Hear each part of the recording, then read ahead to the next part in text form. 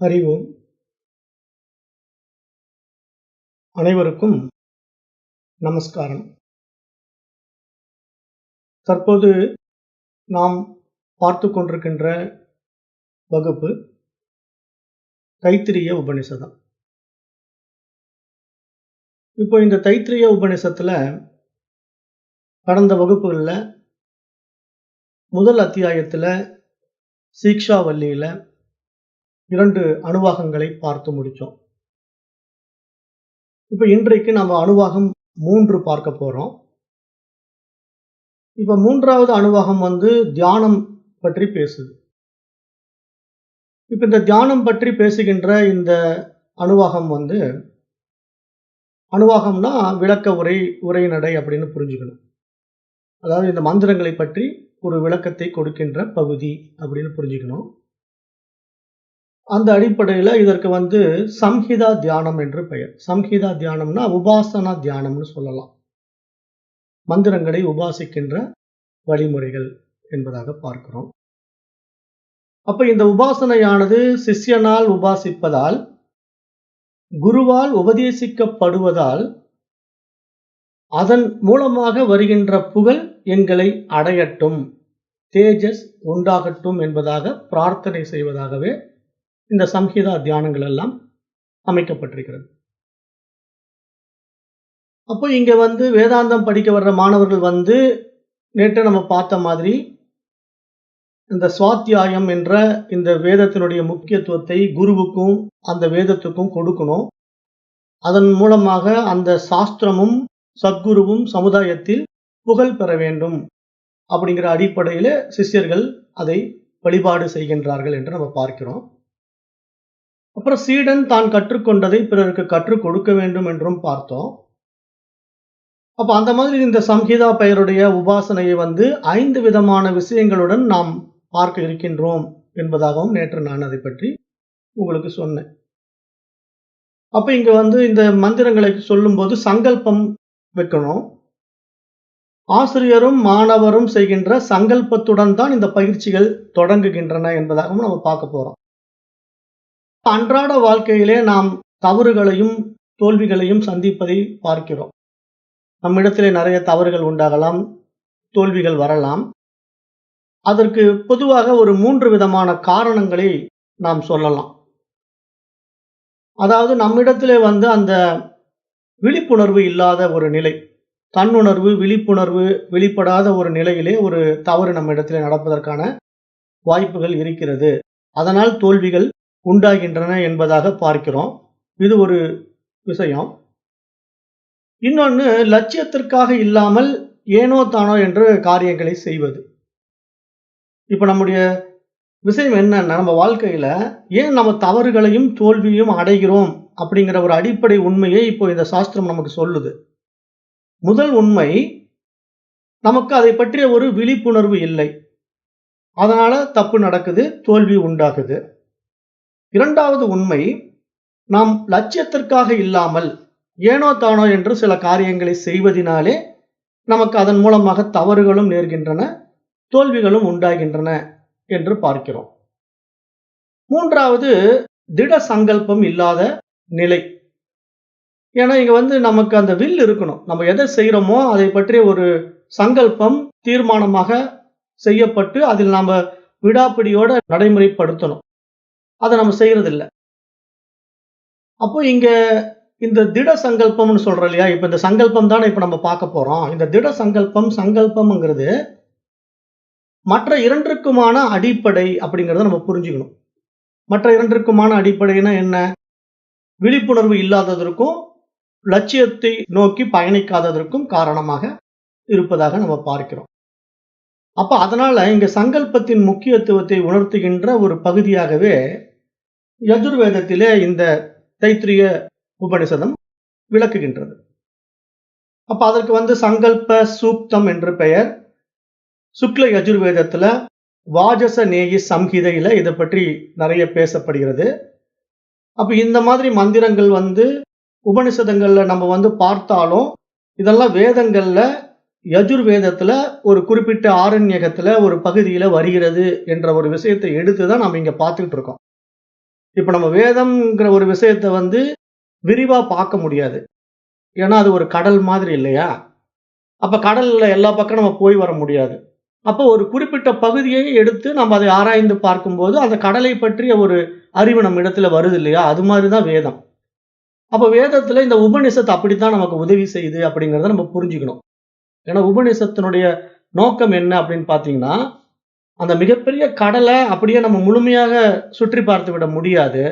ஆனால் கடலில் ஒரு பகுதியை நம்ம எடுத்து பார்த்தோம்னா, இதுதான் கடல் என்று நம்ம புரிந்து கொள்ள முடியுங்கிற அடிப்படையில, இந்த உபநிஷத்தினுடைய ஒரு பகுதியை நம்ம பார்த்தாலே, ஒட்டுமொத்த வேதத்தை நாம் புரிந்து கொள்ள முடியும் என்ற அடிப்படையில் இதெல்லாம் ரிஷிகளால் நமக்கு கொடுக்கப்பட்டிருக்கு. அப்ப இந்த மாதிரி மந்திரங்கள வந்து சங்கல்பத்தினுடைய அடிப்படையில இந்த மந்திரத்தை மேற்கொள்கிறார்கள் ரிஷிகள். அதுல முதல்ல வரக்கூடிய இந்த 3வது அணுவாகத்துல முதல் ஸ்லோகம். நான் தான் சொன்னேன் இல்லையா? இந்த அணுவாகம் வந்து பெரிய மந்திரம். இதை வந்து நம்ம 8 பகுதிகளாக பிரிக்கிறோம்.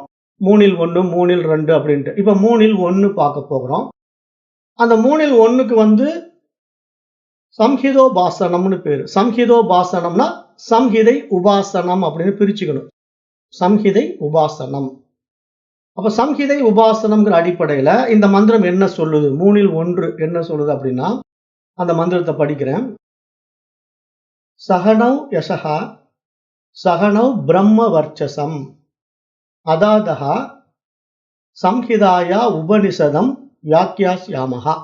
இது வந்து 3வது அணுவாகத்தில முதல் மந்திரம். இந்த மந்திரம் என்ன சொல்லுதுன்னா, ஒரு ஆசிரியரும் மாணவர்களும் பிரார்த்தனை செய்வது போல தொடங்குது. எப்படி சொல்லுது அப்படின்னா, நாம் இருவரும் பெருமை பெறுவோம். நாம் இருவரும் புனித பேரொளி பெறுவோம் என்று மாணவர்கள் உபாசிக்கின்றார்கள். பிறகு ஆசிரியர், இப்போது நாம் பயிற்சிகளை விளக்கத் தொடங்குவோம் என்பதாக இங்கு சொல்லப்பட்டிருக்கு. அப்ப இங்க வந்து இந்த வேத மந்திரத்துல ஒரு குரு சிஷ்ய உபாசனை நடக்குது. அதுல சிஷ்யர்கள் வந்து பிரார்த்தனை செய்கிறார்கள். அந்த பிரார்த்தனையில குருவை போற்றுகிறார்கள், வேதத்தை போற்றுகிறார்கள். நாம் இருவரும் புகழ் பெறுவோம், பெருமை பெறுவோம் என்பதாக உபாசிக்கின்றார்கள். நாம் இருவரும் புனித பேரொளி பெறுவோம் என்று மாணவர்கள் கூறுகின்றார்கள். குரு என்ன சொல்றாருன்னா, இப்போது நாம் பயிற்சிகளை விளக்கத் தொடங்குவோம் என்பதாக மந்திரத்தை தொடங்குகிறார். அப்ப உயர்ந்த சிந்தனைகளும் ஒரு தூய வாழ்வுமே பெருமையையும் புனித பேரொளியையும் தர முடியும் என்பதாக நம்ம இங்க பார்க்கிறோம். அதாவது நம்முடைய சிந்தனைகள் வந்து மிக உயர்ந்ததாக இருக்க வேண்டும் என்பதை இங்க முக்கியமாக பார்க்கிறோம். அப்ப அத்தகைய வாழ்க்கையை நாம் வாழ்வோம் என்று ஆசிரியரும் மாணவர்களும் சங்கல்பம் செய்து கொள்வதாக இந்த மந்திரம் அமைந்துள்ளது என்று நாம் புரிந்து கொள்ள வேண்டும். ஏன்னா இங்க சங்கல்பம்னா என்னன்னா, ஆசிரியர்களும் மாணவர்களும் சேர்ந்து ஒரு உயரிய வாழ்க்கையை நாம் வாழப் போகின்றோம் என்ற அடிப்படையிலே சங்கல்பம் செய்கின்றார்கள் என்று நாம் இங்கே பார்க்கிறோம். அப்ப இந்த மந்திரங்களை நம்ம சம்ஹிதோபாசனம் சொல்றோம் இல்லையா? சம்ஹிதா உபாசனா அப்படின்னு பிரிக்கிறோம். அந்த பிரிக்கிற விஷயத்தை வந்து இங்க சொல்லிக் கொடுக்குது. இந்த வேத மந்திரங்கள் வந்து நமக்கு சொல்லுது. இப்ப நம்ம இதை தான் பார்க்க போறோம். ஏன்னா இந்த தைத்திரிய உபனிஷத்தினுடைய கல்வி பகுதியை நம்ம பார்த்துட்டு இருக்கிறதுனால, இப்ப வேத மந்திரங்களை பற்றி நம்ம விரிவாக பார்க்க போறோம். அதாவது ஏதோ வேத மந்திரம் காதுல கேட்குது, அப்படியே கேட்டுக்கிட்டு போறோம்னு இல்லாம, அந்த மந்திரங்களை எப்படியெல்லாம் ரிஷிகள் கையாளுகின்றார்கள், அதை மாணவர்கள் எப்படி புரிந்து கொள்கிறார்கள்ங்கிற ஒரு அடிப்படை உண்மையை நீங்களும் புரிந்து கொள்ள வேண்டும். ஏன்னா அப்படி புரிந்து கொண்டால்தான் நம்ம வந்து இந்த வேத மந்திரங்கள் மூலமாக நாம் படிக்கின்ற பாடங்கள் நமக்கு அபரிமிதமான பலனை கொடுக்கும் என்பதற்காக இதையெல்லாம் நம்ம கற்றுக் கொடுக்கிறோம். இப்ப நீங்க கேட்கலாம், என்னங்க இதெல்லாம் வந்து வேதிகளுக்கு தானே தேவை, ஒரு வாத்தியாருக்கு தானே தேவை, நான் என்ன வாத்தியார் வேலைக்கா போறேன், அல்லது நான் இங்க போய் மந்திரங்கள் ஏதாவது உச்சாரணை பண்ண போறேன்னா எனக்கு எதுக்குங்க இதெல்லாம் அப்படின்னு நீங்க கேட்கலாம். அப்படி கிடையாது. அதாவது இதை வந்து தெரிஞ்சுக்கணும். அடிப்படை விஷயங்களை நம்ம தெரிஞ்சுக்கிட்டோம்னா, வேதிகள் எப்படி இதை கையாளுகிறார்கள்ங்கிற நமக்கு ஒரு புரிதல் இருக்கும். அந்த புரிதலோட தான் நம்ம உபநிஷதங்கள் எல்லாம் படிச்சோம்னா, நமக்கு அது உள்ள போய் நிறைய பலனை கொடுக்கும் என்பதை நம்ம புரிந்து கொள்ள வேண்டும் என்பதற்காகத்தான் இங்க இந்த தைத்திரிய உபநிஷத்துல முதல் பகுதி வந்து வாழ்க்கை கல்வியில சிக்ஷா வள்ளியில நம்ம சொல்லிக் கொடுக்கிறோம். அப்ப இங்க சம்ஹிதாங்கிறது வந்து 2 எழுத்துக்களுக்கு இடையே இடைவெளி இல்லாமல் இருப்பது என்பதை சுட்டிக்காட்டுவதாக இங்கு பார்க்கிறோம். உபாசனை வந்து 3 பகுதிகளை கொண்டதாக பார்க்கிறோம். இப்ப நான் இதெல்லாம் உங்களுக்கு சொல்றத வந்து நீங்க ரிப்பீட்டா திருப்பி கேட்கணும் இந்த கிளாஸ். அப்பதான் புரியும். ஏன்னா நான் அப்படியே சொல்லிக்கிட்டு போவேன். நீங்க கான்சென்ட்ரேஷன் இல்லாம கேட்டீங்கன்னா புரியாது. மேபி அப்படி புரியாம போனால் எகைன் ஒன்ஸ் நீங்க இந்த சப்ஜெக்ட கேட்கணும். இன்னொரு முறை மீண்டும் கேட்க வேண்டும். கடைசியா புத்தகமும் குடுத்துருவேன். புத்தகத்துல படிச்சுக்குங்க. ஏன் இப்ப புத்தகம் நான் உங்களுக்கு குடுக்க மாட்டேன்னு கேட்டீங்கன்னா, உங்களுக்கு கான்சன்ட்ரேஷன் இதுல இருக்காது. புக்ல என்ன சொல்றேன்ங்கிறத பார்த்துக்கிட்டே இருப்பீங்க. அப்புறம் புக்குக்கும் நான் சொல்றதுக்கும் மேட்ச் ஆகுதாங்கிற ஆராய்ச்சிக்கெல்லாம் போயிடுவீங்க. அதெல்லாம் செய்யக்கூடாதுங்கிறதுனால தான் நம்ம வந்து எடுத்த உடனே புத்தகம் தர்றதில்ல. ஃபர்ஸ்ட் கிளாஸஸ் வந்து குடுத்துருவோம். அதுக்கப்புறம் புக்ஸ குடுத்துட்டோம்னா, நீங்க 2வது முறை அந்த புக்ஸ கம்பேர் பண்ணி கூட இந்த கிளாஸ கேட்டீங்கன்னா, இன்னும் அருமையா புரியும். அப்படிதான் அந்த கடோபநிஷத்து வந்து நம்ம எடுத்து, அத முடிச்ச பிறகு கடோபநிஷதம் புத்தகம் குடுத்துருக்கேன். அந்த புத்தகத்துல இருக்கிற பகுதியே தான் உங்களுக்கு வந்து கிளாஸா இருக்கும். ஏன்னா, நான் என்ன பேசப் போறேங்கிறத நான் முன்னாடியே பிரிப்பேர் பண்ணிடுவேன். சில விஷயங்கள் வந்து கடோபநிஷத்துல நான் இத சொல்லப் போறேன், இன்னைக்கு இப்படிதான் பண்ணப் போறேன் அப்படிங்கிறத, அதனுடைய ஹைலைட்ட வந்து நான் அந்த புக்ஸ்ல குடுத்துருவேன். அப்புறம் நான் பேசும்போது ஃப்ளோவுல எனக்கு உள்ள இருந்து சில வார்த்தைகள் எல்லாம் வரும். அந்த புக்ல இருக்காது. ஆனா, நீங்க அந்த புக்க கம்பேர் பண்ணி அந்த சப்ஜெக்ட்ட நீங்க கேட்டீங்கன்னா, இன்னும் அருமையா புரியும் என்பதற்காகத்தான் புத்தகத்த நம்ம கடைசியா குடுக்குறோம். முதல்ல நான் புத்தகம் குடுத்தேன்னா, நீங்க என்ன பண்ணுவீங்கன்னா, என்னடா புத்தகத்துல இல்லாததெல்லாம் இவரு பேசிக்கிட்டு இருக்காரேங்கிற மாரி மைண்ட் வேற மாரி சிந்தனை பண்ணும். ஏன்னா, அந்த புத்தகத்துல இல்லாத விஷயத்த நான் ஏன் பேசுறேன்னா, அது நானா பேசுறது இல்ல. உள்ள இருந்து தானா வர்றது. ஏன்னா, ஒரு கிளாஸ நம்ம எடுக்கும்போது, அந்த கிளாஸ்ல உங்களுக்கு அந்த விஷயத்த புரிய வைக்கணுங்கிறது என்னுடைய நோக்கத்துல, என்னை அறியாம உள்ள இருந்து சில சப்ஜெக்ட்ட குடுத்துருவேன். அது வந்து ஆட்டோமேட்டிக்கா உள்ள இருந்து வரும். அது அந்த நேரத்துல உள்வாங்கிக்க வேண்டும் அப்படிங்கிறது தான் இங்க நம்ம பார்க்கிறோம். அப்ப இங்க உபாசனை வந்து 3 பகுதிகளை கொண்டதாக இருக்கிறது. அந்த 3 பகுதிகள் என்ன அப்படின்னா, முதல்ல உபாசகன். அந்த உபாசனை செய்பவன். 2வது உபாசனா தேவதை. எந்த தெய்வத்தை குறித்து நாம் தியானிக்கின்றோமோ, அதை குறிப்பிடுவது உபாசனா தேவதை. 3வது ஆலம்பனம். ஆலம்பனம்னா ஏதாவது ஒரு உருவத்தை அல்லது தேவதைக்கான ஒரு குறியை வைத்துக்கொண்டு, அதன் மூலமாக கண்ணுக்கு தெரியாத அந்த தேவதையை தியானித்தல் என்று பொருள். அப்ப உபாசனை என்பது 3 பகுதிகளை கொண்டது என்று நீங்க நல்லா புரிஞ்சுக்கணும். ஏன்னா நெறைய பேர் உபாசனை பண்றேன்ட்டு சும்மா ஓம் ஓம்ன்னு கத்திக்கிட்டு இருந்தா வேலைக்கு ஆகாது. நான் ஏற்கனவே சொல்லியிருக்கிறேன். ஏன்னா உபாசனா மந்திரங்கள் எல்லாம் வந்து நெறைய பேருக்கு எதுக்கு உபாசனை பண்றேன்னே தெரியறதில்ல. யாரோ ஒருத்தர் YouTubeல போட்டுருவாரு, இல்லன்னா ஒரு Facebookல எழுதிடுவாரு. இவங்க என்ன பண்ணுவாங்கன்னா, போய் Facebooக்க பார்த்துட்டு, YouTubeஅ பார்த்துட்டு, அந்த மந்திரத்த சொல்லிக்கிட்டே உட்கார்ந்துட்டு இருப்பாங்க. எதுக்கு அந்த மந்திரத்த சொல்றாங்க? அதனுடைய உபாசனா தேவதை யாரு? அந்த ஆலம்பனம் எப்படிப்பட்டது? எதை குறிப்பிடுகிறது? அப்படிங்கிறதெல்லாம் புரியாம நாம வந்து உபாசனை செய்யக்கூடாது. அப்ப உபாசனை அப்படிங்கிற விஷயம் எதற்காகங்கிறத நம்ம பின்னாடி பார்க்க போறோம். அந்த உபாசனையுடைய முறைகள், பகுதிகள நம்ம இங்க புரிஞ்சுக்கணும். உபாசகன் முதல்ல தேவ. உபாசனா தேவதை தேவ. ஆலம்பனம் தேவை. ஆலம்பனம்னா ஏதேனும் ஒரு உருவம் அல்லது ஒரு குறி. இப்ப நீங்க வந்து உதாரணத்துக்கு சிவபெருமான வழிபாடு பண்றீங்க. உபாசனை பண்றீங்கன்னு வச்சுக்கங்களேன். சிவ உபாசனை பண்றீங்க. அப்ப சிவனை வழிபடுவதற்கான ஒரு உருவத்தை நீங்க வச்சுக்கலாம். சிவபெருமானுடைய ஒரு உருவத்தை வச்சுக்கிட்டு, அத உபாசனா தேவதையாக நீங்க சிவனுடைய மந்திரத்த உபாசனா செய்யலாம். அல்லது சிவனுடைய குறியை வைத்துக் கொள்ளலாம். சிவனுடைய குறி என்ன? நம்ம சிவலிங்கத்தை வைத்துக் கொள்ளலாம். சிவலிங்கம் குறின்னா இங்க வந்து ஒரு வடிவத்துல கொண்டு வந்துரும். உருவம் இல்லாம ஒரு குறியீடுன்னு சொல்றோம் இல்லையா? அதுதான் வந்து நம்ம ஏற்கனவே நம்ம சாஸ்திரங்கள் எல்லாம் பார்த்தோம். அதாவது தாந்திரீகம்னு பார்த்தோம் இல்லையா? தாந்திரீகத்துல வந்து குறியீடுகளை முக்கியத்துவப்படுத்துவாங்க. அப்ப குறியீட்டின் அடிப்படையில அந்த தேவதையை நம்ம உபாசனை பண்றது. அப்ப இங்க வந்து இப்படி புரிஞ்சுக்கணும். உபாசகன் தேவை, உபாசனா தேவதை யாரு? ஆலம்பனம். எதை நீங்கள் செய்கிறீர்கள்? உருவத்தில் செய்கிறீர்களா? அல்லது குறியில் வழிபடுகிறீர்களா? என்று புரிந்து கொண்டு அந்த தேவதையை நாம் தியானித்தல். அப்ப இந்த உபாசனையில் வந்து 4 எழுத்துக்களை ஆலம்பனமாக வைத்து 4 தேவதைகளை நாம் உபாசனை செய்யப் போகின்றோம். 4 எழுத்துக்கள் அப்படி நீங்க வரும்போது, நீங்க ஏதோ கானா, சா அப்படி வரும்னு நெனச்சுக்க கூடாது. அதுக்கு விஷயத்த இங்க சொல்லுது இந்த சாஸ்திரம். அது வந்து ஒரு விளக்க உரையாவே சொல்லும். அது எப்படி சொல்லுதுன்னா, இப்ப நம்மை சார்ந்தது என்று 2 வார்த்தைகளை நாம சேர்த்து பார்க்கும்போது, அத நம்மை சார்ந்தது அப்படிங்கிற 2 வார்த்தை அதுல இருக்கு. நம்மை சார்ந்தது அப்படிங்கிற 2 வார்த்தைகள் தனித்தனியா இருக்கிறத தான் நம்ம என்ன பண்றோம், ஒரே வார்த்தையாக சேர்த்து நம்மை சார்ந்தது அப்படின்னு சொல்றோம். அப்போ இதுல முதல் சொல்லினுடைய கடைசி எழுத்த வந்து பூர்வ ரூபம் அப்படின்னு இங்க சாஸ்திரம் எடுத்துக்குது. 2வது சொல்லினுடைய முதல் எழுத்த வந்து உத்தர ரூபம் அப்படின்னு எடுத்துக்குது. அப்ப இந்த 2 எழுத்துக்களுக்கும் இடையில ஒரு இடைவெளி வருது பாத்தீங்களா? அதை வந்து சந்தி என்று சொல்லுது. சந்தி என்று சாஸ்திரம் குறிப்பிடுது. அப்ப இந்த 2யும் சேர்க்கின்ற ஒரு எழுத்து இருக்கு இல்லையா? அதுக்கு பேரு சந்தானம் என்று பெயர்.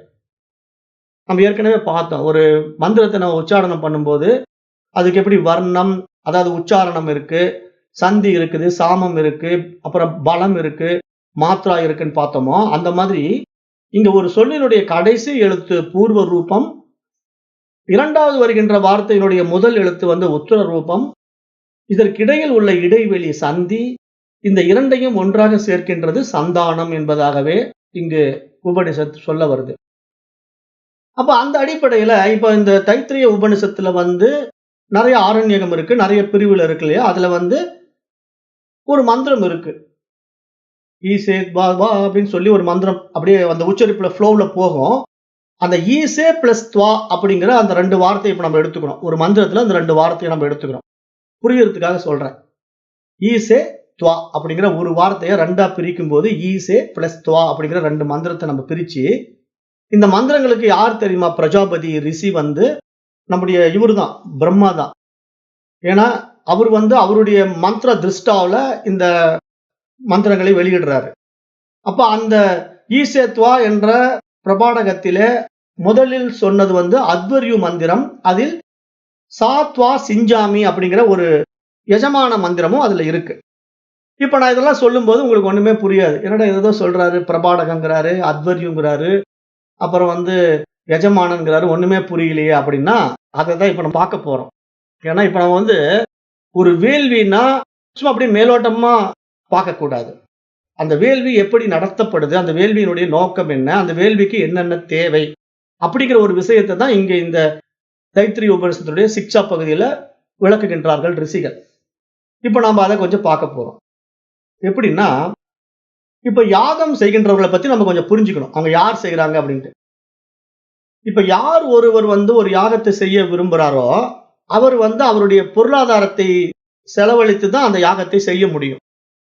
இப்ப நான் ஒரு யாகம் செய்யணும்னு விரும்புறேன்னா, அந்த யாகத்துக்கு உண்டான வேள்வி பொருட்கள் எல்லாம் வாங்கி கொடுக்கணும். அப்ப அதுக்கு உண்டான பணம் என்கிட்ட இருக்கணும். பொருளாதாரம் இருக்கணும். அப்புறம் அந்த பொருட்கள் எல்லாம் வாங்கி கொடுத்தா மட்டும் போதாது. அதை செய்வதற்கான புரோகிதர்களை நான் வந்து அனுமதிக்கணும். அந்த புரோகிதர்கள் அவர்கிட்ட சொல்லணும். அந்த புரோகிதருக்கு தட்சணை கொடுக்கணும். அவர்களுக்கு அந்த வேள்வியை நடத்துவதற்கான தட்சணை கொடுக்கணும். அப்ப ஒரு பொருளை செலவழித்து தட்சணை கொடுத்து யார் ஒருவர் யக்னம் செய்கிறாரோ அவருக்கு எஜமானன் என்று பெயர். அதை நல்லா இங்க புரிஞ்சுக்கணும். எஜமானன் அப்படின்னா அவர் தான் ஓனர். அந்த யாக வேள்வியை நடத்துவதற்கான ஓனர் தான் எஜமானன். அதை தான் இங்க நம்ம பார்க்கிறோம். ஏன்னா இங்க வந்து மந்திரத்துல நம்ம திடீர்னு எஜமான மந்திரம்னு சொல்லிட்டோம் இல்லையா? சாத்வா சிஞ்சாமி அப்படின்னா எஜமான மந்திரம் அப்படின்னு நான் சொன்ன உடனே என்னடா எஜமான மந்திரம்னா என்னத்தை சொல்றாருன்னு புரியாம போயிடக்கூடாது. எஜமானர் யாரோ அவர் யாகத்தை செய்பவர் அப்படிங்கிறது புரிஞ்சுக்கணும். அப்புறம் இந்த யாகத்தை செய்ய வருகின்ற புரோகிதர் இருக்கார்கள் இல்லையா? ரித்விக்குகள்னு பேர், அவர்களுக்கெல்லாம் ரித்விக்குன்னு பேரு. அப்ப அந்த ரித்விக்கு தான் நம்ம பிராமணர்கள்னு எளிதா புரியறதுக்காக சொல்றோம். பிராமணர்கள், ரித்விக்குகள், புரோகிதர்கள், வாத்தியார்கள் அப்படின்னு எப்படி வேணா சொல்லலாம். பெயர்கள் தான் மாத்தி மாத்தி நம்ம சொல்லிக்கிறோம். அப்ப அதனால இந்த வாத்தியார்கள்னு சொன்னாலும் புரோகிதர்கள்னு சொன்னாலும் ஒன்றே தான். அப்போ எஜமானினிடம் தட்சணை வாங்கி கொண்டு அவனுக்காக அந்த யாகத்தை நடத்தி தருபவர்கள் வந்து ரித்விக்குகள். அதுல வந்து இன்னொரு டைப் ஆஃப் யாகம் இருக்கு. அது வந்து சத்திர யாகங்கள்னு சொல்லுவோம். இப்ப நான் தனிப்பட்ட முறையில இப்ப எங்க வீட்டுல ஒரு குழந்தை பிறந்துருச்சுன்னா அதுக்கு ஒரு வேள்வி செய்வேன். அல்லது ஒரு வீடு கட்டுறேன் அப்படின்னா அந்த வீடு கிரகப்பிரவேசத்துக்கு ஒரு யாகம் வைப்பேன், ஒரு வேள்வி செய்வேன். அப்ப அந்தந்த வேள்விக்கு எஜமானன் நான் தான். ஏன்னா நான் செய்யறதுனால நான் அதை எஜமானனா இருந்து ரித்விக்குகள் வந்து எனக்கு அந்த மந்திரங்களை உச்சாரணம் பண்ணி அந்த வேள்வி நடத்தி கொடுப்பார்கள். அதனுடைய பலன் எனக்கு தான் கிடைக்கும். ஏன்னா நான் தானே எஜமானன். அப்ப எனக்கு அந்த பலன் கிடைப்பது போல அந்த யாகம் நடத்தப்படும். ஆனா சத்திர யாகங்கள்னு ஒரு யாகம் இருக்கு. சத்திர யாகங்கள்னா என்னன்னா, அது வந்து எல்லோருமே எஜமானர்கள். அந்த யாகத்துல வர்ற அத்தனை பேரும் எஜமானர்கள். அந்த சத்திர யாகங்கள் என்னன்னு கேட்டீங்கன்னா, இந்த உலக சுபிட்சத்திற்காக செய்யப்படுகின்ற யாகங்கள். சத்திர யாகங்கள்னா இந்த உலகம் சேமமா இருக்கணும், இந்த லோக சேமத்துக்காக செய்யக்கூடிய ஒரு வேள்வி இருக்கிறது, ஒரு யக்னம் இருக்கிறது. அதுக்கு சத்திர யாகங்கள், சத்திர யக்னம்னு பேரு. அந்த யக்னம் செய்யும் போது அந்த யக்னத்துல கலந்துக்கிற எல்லாருமே எஜமானர்கள். அதுதான் அங்க சிறப்பு. ஏன்னா லோக சுபிட்சத்திற்காக செய்யப்படுறதுனால அங்க வந்து யாரெல்லாம் எஜமானர்கள்னு கேட்டீங்கன்னா, ரித்விக்குகளே எஜமானர்கள்.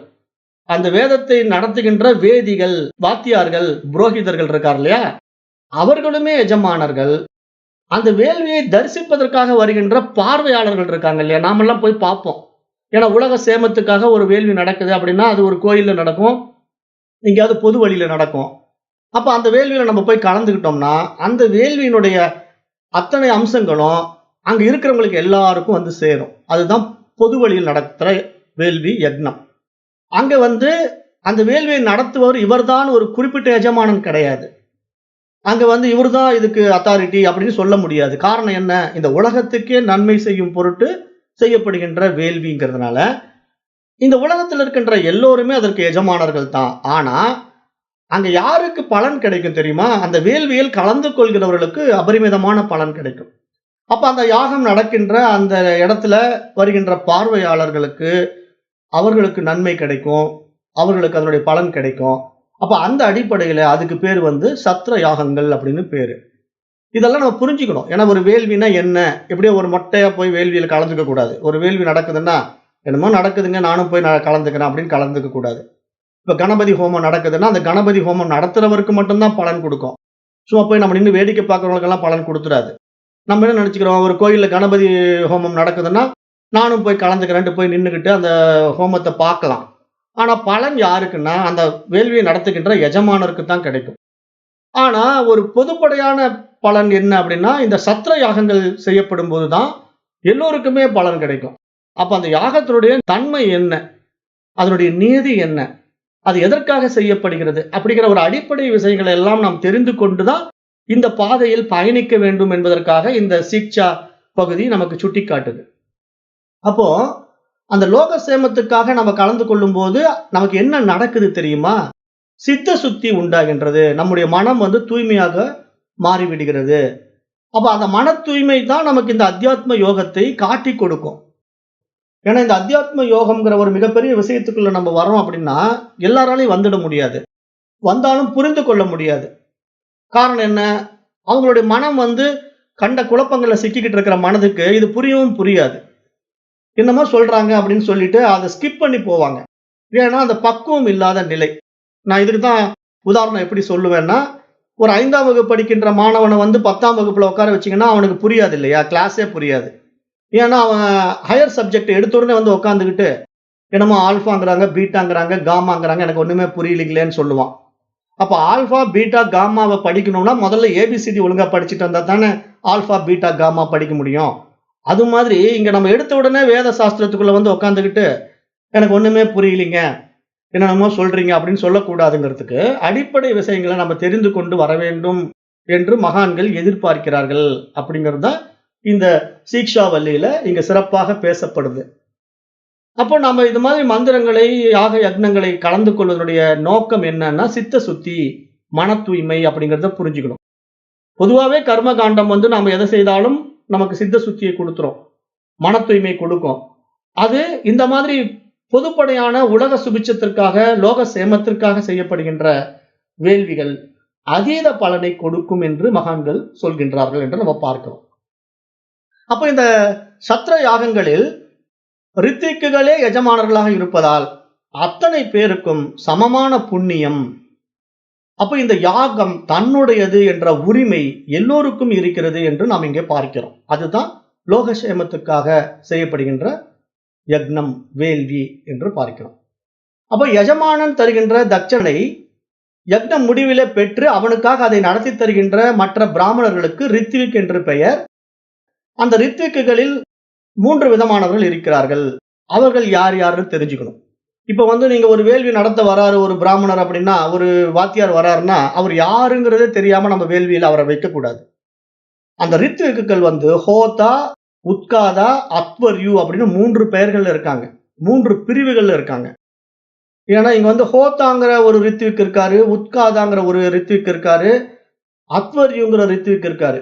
அப்ப நம்ம பொதுப்படையா வந்து ஒரு வாத்தியார் அப்படின்னா, அந்த வாத்தியார் எந்த பிரிவை சார்ந்தவர்? ஹோதாவை சார்ந்தவரா, உத்காதாவை சார்ந்தவரா, அத்வர்யுவை சார்ந்தவரா என்று நாம் தெரிந்து கொள்றதுல இன்னும் கொஞ்சம் விசேஷம் இருக்கு.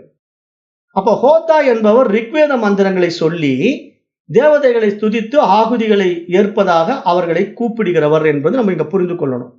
ஏன்னா அந்த ஹோதாவா இருக்கக்கூடியவர், அந்த வரக்கூடிய வாதியார்ல ஹோதா என்பவர் என்ன பண்ணுவார்னா, ரிக்வேத மந்திரங்களை சொல்லுவாரு. அதுக்குண்டான தேவதைகளை பாராயணம் பண்ணி, துதித்து, அதுக்குண்டான ஆகுதிகளை அவர்தான் ஏற்றுக்கொள்வார். ஏற்று அந்த வேள்வி குண்டத்திலே, அந்த அக்னி குண்டத்திலே போடுவார்.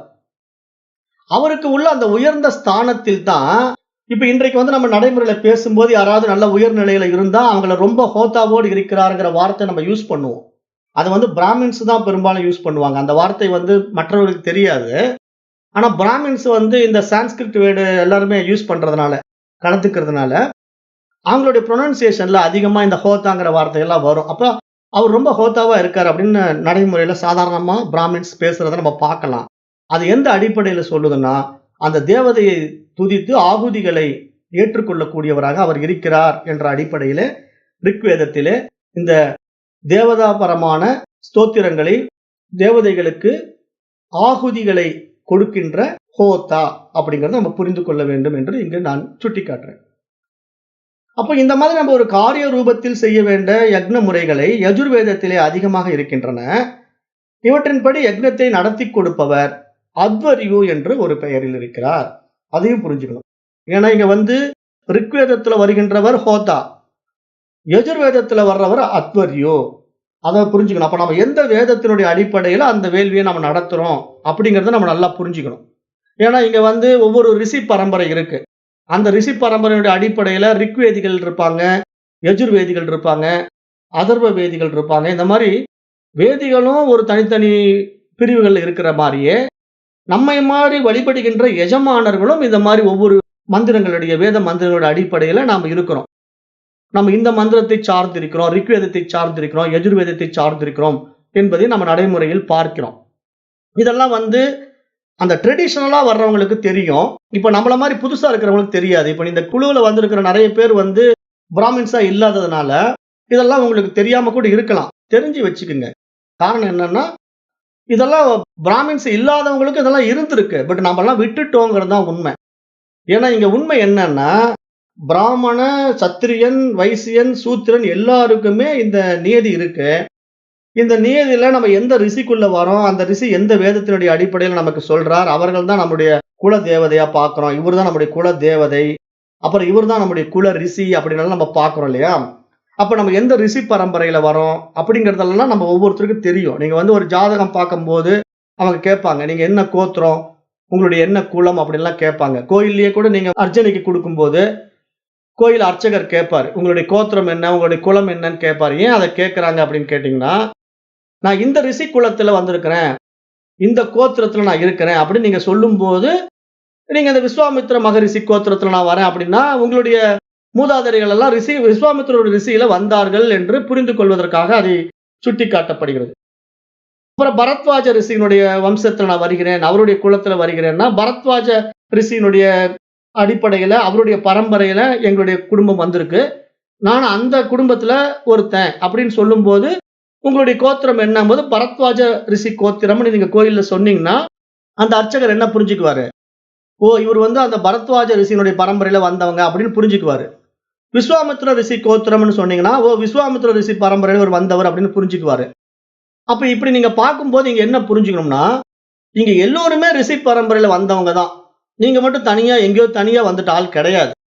இப்ப நிறைய பேர் என்ன நினைச்சுக்கிறோம்னா, நான் எங்கேயோ தனியா மேல இருந்து வந்துட்டேன்னு நினைச்சுக்கிறோம். அப்படிலாம் மேல இருந்தெல்லாம் வர முடியாது. நம்முடைய மூதாதையர்கள் எல்லா ரிஷிகளையும் ஆதரித்து அவர்கள் அடிப்படையில வந்தவர்கள் தான். ஆனால் இடையில் வந்த இடைத்தரகர்களால் நாம் பிரித்தாளும் சூழ்ச்சியில் சிக்கிக்கொண்டு நம்முடைய குலத்தையும் கோத்திரத்தையும் விட்டு விட்டோம். ஏனென்றால் அந்த ரிஷி பரம்பரையை நமக்கு தெரியல, குலமும் தெரியல, குல தேவதையும் தெரியல. என்ன காரணம்? இதெல்லாம் வேண்டியதில்லை அப்படின்னு நிறைய பேர் சொல்லிட்டானுங்க. இடையில வந்த இடைத்தரகர்கள் என்ன பண்ணிட்டாங்கன்னா, இதெல்லாம் வந்து பிராமணர்களுக்கே உரித்தானது, நீங்க வந்து வைசியர்கள் இதெல்லாம் செய்றீங்க, சத்திரன் எதுக்கு இதெல்லாம் செய்றீங்க அப்படின்னு சொல்றாங்க இல்லையா? அப்படியெல்லாம் கிடையாது. இங்க சத்திரியனா இருந்தாலும், வைசியனா இருந்தாலும், சூத்திரனா இருந்தாலும், பிராமணனா இருந்தாலும் எல்லோரும் வேத பாடசாலையில வேதம் படித்தவர்கள் தான். ஏன்னா இங்க வேதம் படிக்காம ஒண்ணுமே அந்த காலத்துல நடைமுறைப்படுத்த முடியாது. எல்லோரும் கல்விச்சாலையில சேர்ந்து படிப்பார்கள். அதன் பிறகு என்ன நடக்கும்னா, நல்லா படித்து பண்டிதனானவன் பிராமணன், படித்துக் கொண்டிருக்கும் பொழுதே மற்ற வித்தைகளை, வில் வித்தை, வாள் வித்தை என்ற வித்தைகளை கற்றுக்கொண்டவன் சத்திரியன். இந்த படிப்பை படித்துக்கொண்டு நான் மேற்கொண்டு எனக்கு வியாபாரத்துல நாட்டம் இருக்கு. நான் வியாபாரம் பண்றேன், விவசாயம் பண்றேன்னா அப்படியும் போகலாம். படிச்சுக்கிட்டு பண்டிதனாகவே இருக்கணுங்கிறது கிடையாது. அப்போ நாம தொழில் சம்பந்தமா போயிட்டா வைசியன். இந்த பாடங்கள் எல்லாம் படித்துக் கொண்டிருக்கும் போது எனக்கு சரியாவே படிப்பு வரமாட்டேங்குதுங்க. நீங்க என்ன சொன்னாலும் எனக்கு புரிய மாட்டேங்குது. நான் வேணா மாட கழுவுறேன், மாட குளிப்பாட்டுறேன். இந்த மாரி நான் எடுபிடி வேலைகள செஞ்சுக்கிறேன். எனக்கு இந்த பாடமே ஏற மாட்டேங்குது. அல்லது வில் வித்தை, வாள் வித்தை புரியக்கூடிய அளவு கூட எனக்கு உடல் பலம் இல்ல. அப்படின்னு சொல்றவங்கள சூத்திரன். ஏன்னா அவங்களால முடியல. இதெல்லாம் செய்ய முடியல. பாவம். அவங்க உடலிலும் வலிமை இல்ல, உள்ளத்திலும் வலிமை இல்ல. அப்ப அந்த மாதிரி இருக்கின்றவர்கள நம்ம என்ன பண்றோம்? சூத்திரன் என்று சொல்லி, "நீ சாதாரணமான வேலைகள்லாம் செய்யப்பா. நமக்காக நீ இதெல்லாம் உதவி செய்யப்பா" அப்படின்னு சொல்லி அவர்களை வைத்திருந்தோம். அப்படித்தான் இந்த சமுதாயம் இருந்தது. ஆனா எல்லோருமே வேதம் படித்தார்கள். எல்லோருமே அந்த காலத்துல கல்வி முறையே வேதசாலை தான், குருகுலம் தான். அது பிராமணர்களுக்கானது மட்டும் கிடையாது. ஏன்னா எல்லோரும் படித்துவிட்டு அவரவர்களுக்கு பிடித்த ஒரு தொழில் நிமித்தம் மாற்றிக் கொள்வார்கள். வாழ்க்கையை மாற்றிக் கொள்வார்கள். அப்படி மாற்றும்போது அவர்களை நாம சத்திரியன்னு சொல்றோம், வைசியன்னு சொல்றோம். அவ்வளவுதானே தவிர பிறப்பால் வைசியனோ, பிறப்பால் சத்திரியனோ இல்லை என்பதை மீண்டும் வலியுறுத்துகின்றேன். ஏன்னா இந்த இடத்துல நீங்க இத நல்லா புரிஞ்சுக்கணும். நமக்கு பிடித்த பாதையில் நாம் பயணம் செய்யும்போது அதை நாம் தேர்ந்தெடுத்துக் கொள்ளலாம். இப்ப இன்றைக்கு நடைமுறையில் இருக்கு இல்லையா? இப்ப இன்றைக்கு அரசாளுகின்ற அமைச்சர்கள் எல்லாம் எந்த ஜாதியில வேணா பொறந்திருந்தாலும் அமைச்சரா வராங்கன்னா அவங்க யாரு? சத்திரியன் தானே. அப்ப அரசாளுகின்ற சத்திரியர்களா வருகின்றவர்கள் இந்த இடத்துல தான் பிறந்து அரசாளணும் ஏதாவது இருக்கா? யார் வேணா அரசாளலாம். வகுப்பெடுப்பதும் அது மாதிரிதான். இப்ப இந்த கிளாஸ எடுக்கிறோம். இப்ப நீங்க நல்லா வேதங்கள் எல்லாம் படிச்சுட்டீங்க, பாண்டித்யம் உங்ககிட்ட இருக்குன்னா, நீங்க பிராமணனா மாறி வகுப்புகளை எடுக்கலாம். இது இவர் தான் எடுக்கணுங்கிறதெல்லாம் ஒண்ணும் கிடையாது. யார் வேணா பிரம்மத்தை அறிந்து, இந்த பிராமண சம்பந்தப்பட்ட பாடங்களை படித்து, இந்த விஷயத்தை நம்ம மக்களுக்கு குடுக்கலாம். அப்படி குடுக்கிறவரை நம்ம பிராமணன் என்று சொல்றோம் தான் நம்ம பார்க்கிறோம். இப்ப எதுக்கு இதெல்லாம் சொல்றேன்னா, இப்ப இந்த வேள்விகள்ல இந்த மாதிரி ஒரு முறை இருக்கு. யார் வேணா எதை வேணா செஞ்சிட முடியாது. அப்ப எந்த குரு பரம்பரையில நம்ம வரோம், எந்த வேதத்தினுடைய அடிப்படையில நம்ம வேள்வியை நடத்துறோம், அந்த வேள்வியினுடைய நோக்கம் என்ன, அந்த வேள்வியினுடைய பலன் என்ன அப்படின்னு நம்ம எல்லாம் தெரிந்து கொண்டு செய்ய வேண்டும் என்பதை தான் இந்த தைத்திரிய உபநிஷத்தினுடைய சீக்ஷா வள்ளியில நம்ம பார்த்து கொண்டிருக்கிறோம். அப்போ இங்க ஹோத்தான்னா புரிஞ்சுக்கிட்டீங்க. ஹோத்தான்னா ரிக்வேதத்தினுடைய அடிப்படையில வருகின்ற வாத்தியார், புரோகிதர். அத்வர்யுங்கிறவர் யஜுர்வேதத்தினுடைய அடிப்படையில வருகின்றவர். அப்புறம் சாமகானம் என்பதாக நம்ம சாம வேதத்திலே உள்ள மந்திரங்களை எல்லாம் பார்க்கிறோம் இல்லையா? அப்ப அதற்குண்டான தேவதைகளை விசேஷமாக பிரீத்தி செய்கின்ற பொழுது அதை செய்கின்றவர் உத்காதா. அப்ப உத்காதாங்கிறவர் சாமகானத்தினுடைய சாம வேதத்தினுடைய அடிப்படையில் வருகின்ற புரோகிதர், வாத்தியார் என்று நம்ம புரிந்து கொள்ளணும். அப்ப இப்படி வருகின்ற இந்த 3 வாத்தியார்கள் இருக்காங்க இல்லையா? அவரவர்கள் என்ன மாதிரி வேதத்தினுடைய அடிப்படையில வாத்தியார்களா அந்த வேத மந்திரங்களை ஓதி அந்த வேள்வியை நடத்துகின்றாரோ, அவர்களை எல்லாம் மேற்பார்வையிடுவதற்கு ஒருத்தர் இருக்கிறார். அவரை மறந்துடக்கூடாது. அவருக்கு பேரு பிரம்மா. ஏன்னா ஒரு வேள்வி நடக்கும்போது அந்த வேள்வியில ஒரு சூப்பர்வைசர் இருப்பார். அதுக்கு தான் நான் மீண்டும் மீண்டும் சொல்றேன். நீங்க ஒரு வேள்வியை ஒரு தனி மனிதனை வைத்து செய்யக்கூடாது. ஆனா நம்ம இப்ப அப்படித்தான் செய்யறோம். காரணம் என்னன்னா, நமக்கு பினான்சியல் ப்ராப்ளம். 4 பேரை கூப்பிட்டா நிறைய செலவாகும். ஒருத்தரை கூப்பிட்டு சிம்பிளா முடிச்சுக்கலாம் அப்படின்னு நினைக்கிறோம். ஆனா அப்படி ஒருத்தரை கூப்பிட்டு சிம்பிளா நீங்க முடிக்கும்போது என்ன ஆகும்னா, அந்த ஒருத்தர் சொல்லக்கூடிய தவறான ஸ்லோகம் நம்முடைய குடும்பத்துக்கு கஷ்டத்தை கொடுத்துரும். அப்ப அங்க பிரம்மாங்கிற சூப்பர்வைசர் இருந்தாருன்னா, அவர் என்ன பண்ணுவார்னா, தவறான ஒரு வேத மந்திரத்தை அந்த வாத்தியார் உச்சரிச்சிட்டாருன்னா, அதுக்கு அவர் உடனே விசேஷமாக அதுக்கு சம்பந்தப்பட்ட பரிகாரத்தை சொல்லிடுவார் அந்த இடத்திலேயே. அந்த இடத்திலேயே பரிகாரத்தை சொல்லுவார் பிரம்மா. உடனே அந்த பரிகாரம் அங்கேயே செய்யப்படும். யாரால? அதே வேதிகளால. அந்த வேதியர்கள் என்ன பண்ணுவாங்கன்னா, உச்சரிக்கும் போது ஒரு தவறு செய்துடுறாங்கன்னு வச்சுக்கோங்களேன். வார்த்தையில ஒரு மந்திரத்தை சரியா உச்சரிக்காம தப்பா உச்சரிச்சுட்டாரு.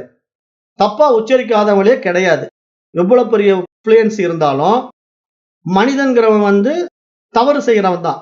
வார்த்தையில வாய் தவறி இப்ப நானே பேசும்போது 2 வார்த்தை உளறிடுவேன். அப்ப நான் உளராமையே பேச முடியுமான்னா அப்படிலாம் முடியாது. ஏன்னா மனிதன்னா தப்பு செய்யாம இருக்க முடியாது. அப்ப 2 வார்த்தை நான் வாய் தவறி உளறது மாதிரி அவர்களும் வேத மந்திரங்களை சொல்லும்போது உளறிட்டாங்கன்னு வச்சுக்கோங்களேன், அந்த தேவதைக்கு பலன் மாறிடும். அந்த தேவதைக்கு கொடுக்கக்கூடிய அந்த பலனை மாத்தி கொடுத்துரும். அதுதான் நம்ம நேற்றைய உச்சாரணத்துல பார்த்தோம் இல்லையா? அப்ப இவ்வளவு விஷயங்கள் இருக்கு ஒரு வேள்வி நடத்துறதுன்னா. சும்மா இல்ல ஒரு வேள்வி நடத்துறது. அப்ப ஒரு வேள்வியை நடத்துவதற்கான ஹோதா ரிக்வேதத்தின் அடிப்படையில வந்தார்னா, அப்ப நீங்க ரிக்வேதத்தினுடைய அடிப்படையில வேத மந்திரங்களை ஓதுபவர்களாக, நடத்துபவர்களாக, எஜமானர்களாக இருந்தீர்கள் என்றால், அதுல குறைந்தபட்சம் ஒரு 4, 5 ரிக்குகளை கொண்டு வரணும். அப்புறம் அதுல ஒரு பிரம்மாவை அப்பாயிண்ட் பண்ணணும். அவங்களே ஒருத்தர் பிரம்மாவா மாறிக்குவார். யார் பிரம்மாவா மாறுவார்னா, நல்லா தெரிஞ்சவர், வேத மந்திரங்களை நன்றாக தெரிந்து கொண்ட ஒருத்தர் வந்து பிரம்மாவா உட்கார்ந்துக்குவார் அந்த வேள்வியில. அப்ப அந்த வேள்வி நடந்துகிட்டு இருக்கும். வேத மந்திரங்கள் ஓதப்படும். அந்த வேள்வி அற்புதமா நடந்துகிட்டு இருக்கும்போது, அத பிரம்மா வாட்ச் பண்ணிட்டே இருப்பார். சூப்பர்வைசர் அவரு. அப்ப வாட்ச் பண்ணிட்டே இருப்பாரு. ஏதாவது தப்பு நடந்ததுன்னா, ஓம்பாரு. அந்த வார்த்தை வந்து ஓம். அப்படி ஓம்ன்னு சொன்ன உடனே ஏதோ தப்பு நடக்கும், சுதாகரிச்சுக்குவாங்க. அப்ப உடனே அந்த மந்திரம் முடிஞ்ச உடனே அவர் என்ன சொல்லுவாருன்னா, அவங்க கிட்ட சொல்லுவாரு. இப்ப இந்த மந்திரத்துல வந்து நீங்க இந்த இடத்துல தப்பு செஞ்சுட்டீங்க. இதுக்கு உடனே பரிகாரம் இத செய்யுங்கன்னு சொல்லுவாரு. உடனே அந்த பரிகார மந்திரத்த அடுத்தது அவங்க அந்த இடத்துல மீண்டும் உச்சரிப்பாங்க. அப்புறம் அதே மாரி அந்த மந்திரங்களை செய்யும்போது, அவர்கள் வந்து அந்த பிரம்மாவிடத்துல உத்தரவு கேட்பாங்க. அப்ப அந்த உத்தரவு வந்து பிரம்மா குடுக்கணும். செய்யுங்க அப்படிங்கிறது. செய்யுங்கங்கிறது வாய் விட்டெல்லாம் செய்யுங்கன்னு சொல்ல மாட்டாரு. ஓம் அப்படிம்பாரு. ஓம்ன்னு சொன்னா செய்ய வேண்டியது தான். அப்ப இது மாதிரி ஒரு மெத்தடாலஜி, ஒரு முறை இருக்கிறது என்ற விஷயத்தை நாம் இங்க தெரிந்து கொள்ள வேண்டும் என்று சொல்றேன்.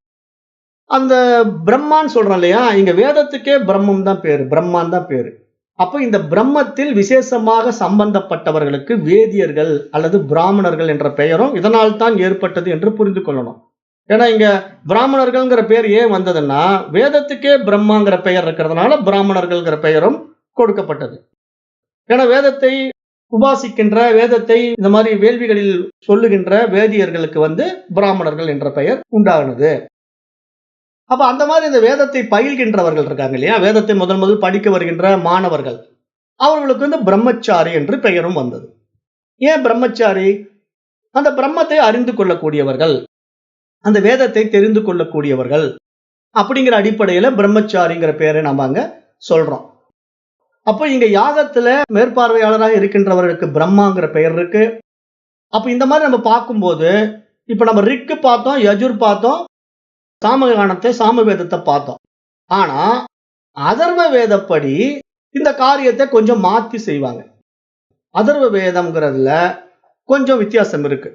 அப்ப அதர்வ வேதப்படி இந்த காரியத்தை செய்கின்றவர்கள் வந்தும் நம்ம என்ன பண்றோம்னா, இந்த மாதிரி ஹோதா, அத்வர்யு, உக்தாதா, பிரம்மான்ற 4 பேர்களும் 4 வேதங்களுக்கு முக்கியத்துவம் கொடுத்து வழி நடத்துவது போல, இங்க இந்த ரிக், யஜுர், சாம வேதங்களில் இருக்கின்ற சம்பந்தம் பிரம்மாவை பொறுத்த வரைக்கும் அதர்வ வேதத்தில் இல்லை என்பதாகவே இங்கு நடைமுறையில் நம்ம பார்க்கிறோம்.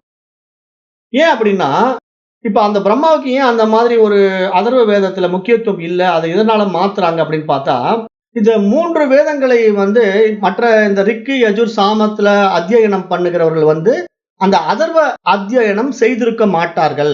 அவர்கள் அதை அதர்வ வேதத்தை கற்றுக்கொண்டிருக்க மாட்டார்கள், படித்திருக்க மாட்டார்கள். அதனால ரிக், யஜுர், சாம என்ற 3 வேதங்களையும் கொண்டே ஹோம யாகம் அல்லது அஸ்வமேத யாகம் வரைக்கும் எல்லா யக்னங்களுக்கும் ஒரே முறையில நம்ம நடைமுறையில இந்த ரிக்குகளை, ரிக்வேதிகளை, அந்த ஹோத்தாவை, அத்வர்யுவை, உக்தாத்தாவை, பிரம்மாவை எல்லாம் நம்ம பயன்படுத்திக்கிறோம். ஆனா அதர்வ வேதத்துக்கு என்று சில தனிப்பட்ட யக்னங்கள் இருக்கின்றன. அதர்வத்தில் சொல்லியுள்ள யாகத்தை வந்து நம்முடைய ராமாயணத்துல வால்மீகி முனிவர் குறிப்பிடுறார். அதர்வ வேதத்துல வந்து யார் அதை செய்கிறார் அப்படின்னு பாத்தீங்கன்னா, இந்திரஜித் வந்து செய்யறதாக ராமாயணத்துல குறிப்பிடப்பட்டிருக்கு. இந்திரஜித் வந்து யார்? இந்திரஜித்து ராவணன் இருக்கான் இல்லையா? ராவணனுடைய பையன், இலங்கை ராவணனுடைய பையன் இந்திரஜித் வந்து நிகும்பலை அப்படிங்கிற ஒரு இடத்துல இந்த வேள்வியை செய்யறான். அதர்வ வேதத்தினுடைய அடிப்படையில ஒரு வேள்வி நடத்துறான். இப்போ அதிகப்படியா நம்முடைய நடைமுறையில நம்ம வந்து மற்ற 3 வேதங்களையும் கையாண்டு கொண்டிருப்போம். 4 வேதங்கள்ல வந்து நம்ம சதுர் வேதங்கள்னு சொல்றோம். அதுல வந்து அதர்வ வேதத்தை நீக்கி மற்ற 3ஐயும் தான் நம்ம வந்து த்ரைன்னே பேசுவோம். நிறைய வேதங்களை பற்றி நீங்க பேசுங்கள கவனிச்சீங்கன்னா, ரிக், யஜுர், சாமாங்கிறோன்னு நிறுத்திக்குவாங்க. அதர்வ வரவே மாட்டாங்க. அதனால 3 வேதங்களுக்கு முக்கியத்துவம் கொடுத்து ஏன் பேசப்படுது அப்படின்னா, அந்த அதர்வ வேதம் என்பது ஒரு தனிப்பட்ட முறையில் கையாளப்படுவதாக இருக்கிறது. அதற்கான ரிஷிமார்கள் வேற, அதற்கான நடைமுறை வேற, அதற்கான பிரம்மா மெத்தட் வந்து வேற. அப்ப அதனால நடைமுறை வந்து அதர்வ வேதத்தை அதிகமாக நிறைய பேர் வந்து கொண்டு வரவில்லை என்று நம்ம பார்க்கிறோம். அப்ப இங்க அந்த விஷயங்களை வந்து நம்ம இந்த யாக யக்னங்கள்ல பொதுவா பார்த்து கொண்டு வரும்போது, நம்ம ஒரு இதெல்லாம் பண்றோம் இல்லையா? பௌஷ்டிகம்னு சொல்லுவோம். அதாவது ஒரு 100 வயசு ஆயிடுச்சு அப்படின்னா, அதுக்கு வந்து ஒரு யாகத்தை ஒரு வேள்விய சஷ்டியப்த பூர்த்தி அது இதுலாம் நம்ம சொல்லுவோம் இல்லையா? பூர்த்தி யாகம். அப்படின்ட்டுலாம். அது மாதிரி இங்க சாந்திகம் அப்படிங்கிற ஒரு வேள்வி இருக்கு. சாந்திகம்னா அது மன அமைதியையும், அந்த மனதிற்கான ஒரு வலிமையையும் கொடுக்கக்கூடியதாக மந்திரம், ஒரு யாகம், ஒரு வேள்வி இருக்கிறது. அந்த வேள்வியெல்லாம் நடைமுறையில கொண்டு வரப்படுகிறது. பெரும்பாலும் அந்த சாந்தி பௌஷ்டிகம் அப்படிங்கிற மன அமைதிக்கும், அந்த புஷ்டிக்கும், அதாவது அந்த பலத்திற்கும் உண்டான அந்த வேள்வி எப்பொழுது பெரும்பாலும் செய்வாங்க அப்படின்னா, வயதான காலத்துல ஒரு 80 வயசு, 100 வயசு தாண்டிட்டா அவர் உடல் ரீதியாகவும் வலிமை குன்றி இருப்பாரு.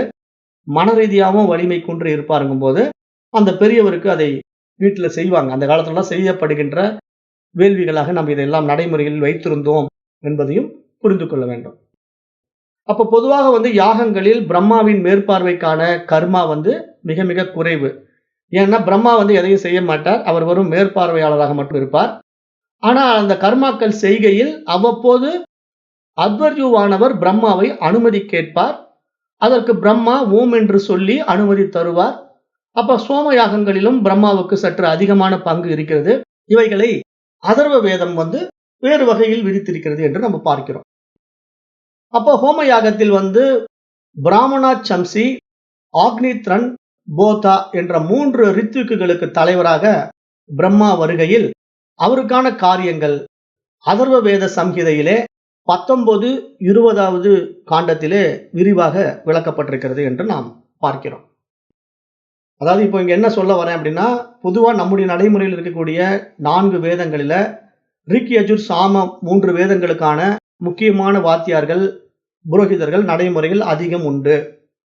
ஆனா அதர்வ வேதத்திலே தனி ஒரு விதிமுறை இருப்பதினால அங்க பிராமணா சம்சி, ஆக்னித்ரன், போதா அப்படிங்கிற 3 ரித்விக்குகள் வேறு பெயர்களில் அழைக்கப்படுகிறார்கள். ஏனென்றால் நாம் இங்க மற்ற வேதங்களிலே இதங்களை எப்படி அழைக்கிறோம்னா, ஹோதா, அத்வர்யு, உக்தாத்தான்னு அழைக்கிறோம் இல்லையா? இங்க பிராமணா சம்சி, ஆக்னித்ரன், போதா என்ற பெயரிலே அதர்வ வேதத்திலே அவர்களுக்கு பெயர்கள் வேறாக வருகிறது. அதனால இங்க வருகின்ற பிரம்மாவுடைய போஸ்டிங் வேற மாதிரி இருக்கிறது. அதனால இந்த அதர்வ முறை என்பது ஒரு தனிப்பட்ட வேத சம்ஹிதையிலே ஒரு விரிவான விளக்கத்தோடு நம்ம 19வது 20வது காண்டங்களிலே வேதத்திலே பார்க்க முடியும் என்பதையும் இங்கு நம்ம பார்க்கிறோம். அப்போ அவ்வப்போது யக்னத்திலே ஏற்படுகின்ற தவறுகளுக்கான பிராயச்சித்தத்தை கூறுவதும் பிரம்மாவின் பொறுப்பு என்பதாகவும் நாம் பார்க்கிறோம். பிரம்மாவுடைய பொறுப்பு என்னன்னா பிராயச்சித்தம். தவறு நடந்துட்டா அதுக்கு ஒரு பரிகாரம். இதை இந்த மாதிரி செய்யணும், இதை இந்த மாதிரி செய்யணும் அப்படின்ட்டு அப்பயே சொல்லிடுவார். அப்ப அந்த நிலையில பிரம்மா அங்க இருக்கணும். அப்ப அதர்வ வேதப்படியே பிரம்மாவின் ஸ்தானம் அமைந்திருப்பதாக அவ்வேதமே கூறுகிறது. மற்ற 3 வேதங்களை கொண்டு மட்டும் யக்னம் நடத்த முடியாது என்று அதர்வ வேதத்தின் கோபத பிராமணமும் சுட்டி காட்டுகிறது. அப்ப இங்க அதர்வ வேதம் நிறைய பேர் நீக்குறாங்க இல்லையா? அது தவறு என்றும் நம்ம புரிந்து கொள்ளணும். இப்ப நிறைய வேதிகள் அதர்வ வேதத்தை நீக்குவார்கள். அதர்வ வேதத்தை நீக்கிறதெல்லாம் இடையில கொஞ்சம் புகுத்தப்பட்ட விஷயமாக நம்ம பார்க்கிறோம். ஆனா அது தவறு என்பதை கோபத பிராமணம் அப்படிங்கிற ஒரு பகுதியில அதர்வ வேதத்தினுடைய முக்கியத்துவம் குறிப்பிடப்படுகிறது. அதர்வ வேதியாக இல்லாதவன் பிரம்மாவாக இருக்கக்கூடாது என்றும் அந்த பிராமணம் சொல்கிறது என்று நம்ம பார்க்கிறோம்.